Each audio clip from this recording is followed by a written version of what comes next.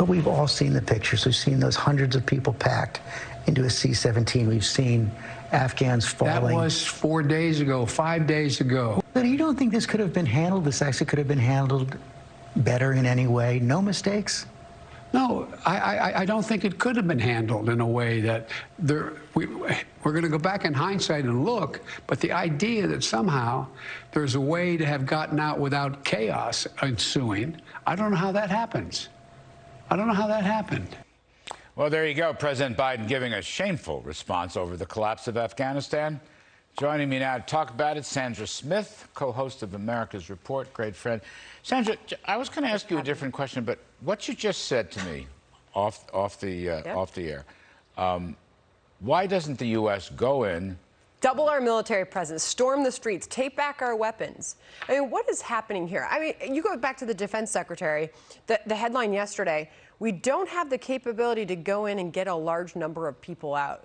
Why? Huh? Is it capability, or are we lacking the will to do that? I mean, you've got the French, the Brits storming, they're going door to door looking for their citizens. I mean, what is happening here? I've been covering this, as you know, 2 hours a day, every day this week, and it is tragic, the scenes. And that was a full denial, that interview. That was a full denial on the part of the president on what is happening on the ground there. And why don't we just regroup, right? The Brits are attacking us. Their parliament just censured Biden on this. Angela Merkel and her successor blasting by regroup and use military response, not only for the rescue mission, but take Kabul back. A coordinated international military response with significant air power. I don't know. You stop and you think, and I think a lot of us have been watching this coverage and thinking there's got to be people at the military level, the military brass, the military leadership that are smarter than us, that are planning, plotting how we're going to do this. And I don't know if that's happening. I mean, right now, we just covered the State Department, the Pentagon. So this morning it was the Pentagon. Kirby was asked, how many Americans are still on the ground there? We don't know. Ask the State Department. The State Department gave a briefing during our program this afternoon. We don't know. No idea was the actual quote. We have no idea. That is remarkable.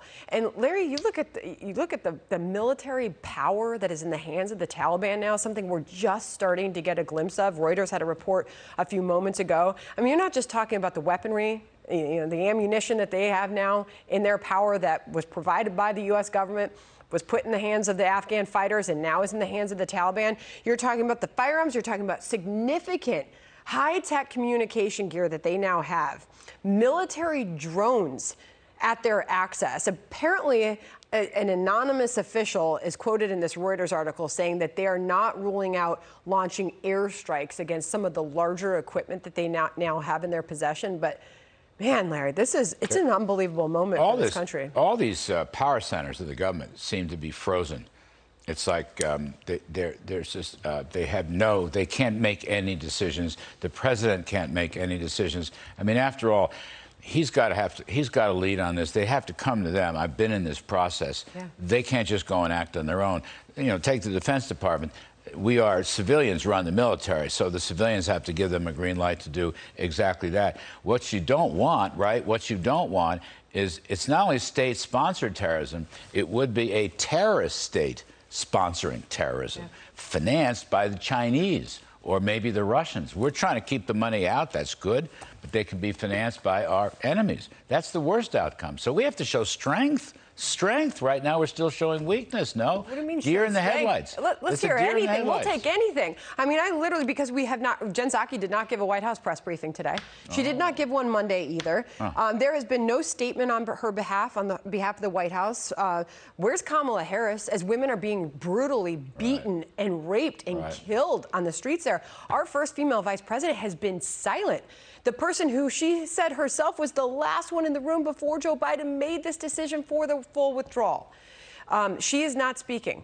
I've seen 2 tweets go out from her in the past 5 days on this. A woman killed by the Taliban for not wearing a burqa on the streets. That's all it took. Remarkable. Can I just raise one more point? We have some quotes. Democrats are turning against this as well as Republicans. So it's good in a sense. It's at least a bipartisan thing.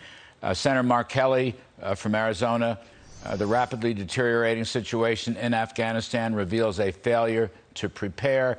And I've got one from Senator Mark Warner of Virginia, right? I hope to work with the other committees of jurisdiction to ask tough but necessary questions about why we weren't better prepared for a worst case scenario. That's great, but those are words. Let's see how hard they actually push this administration. Nancy Pelosi's already suggested that House Armed Services Committee could be having a hearing as early as next week. Great. Are there going to be Republicans on there? Is Michael McCaul going to be able to push and really get to the bottom of how this decision was made and how this strategy was deployed? Michael McCaul was just on there a second ago. He said that there's 10, by his count, because we can't get a number from the DOD or, or the Pentagon, 10 to 15,000 Americans on the ground in Afghanistan. He believes that 20% of them so far have been able to escape safely. I mean, you've got a horrific situation there. So I wonder if there will be accountability. There's certainly not transparency. Why isn't Joe Biden standing up at a microphone right now, updating the American people on what we are doing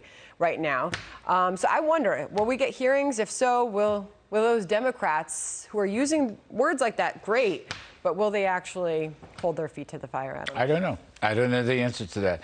But this is a crucial moment for America. Absolutely. And we're losing credibility left and right, and we have to regroup. You can't do this deer in the headlights routine, which is really what President Biden is doing. Like and also it's what the military leaders are doing. It's what the state. No one has any operating sense here. I don't see it. And then how it's going to be covered, Larry, I think is going to be crucial. I told you the New York Times headline right now, protests spread to Kabul as Taliban struggle to govern. To govern?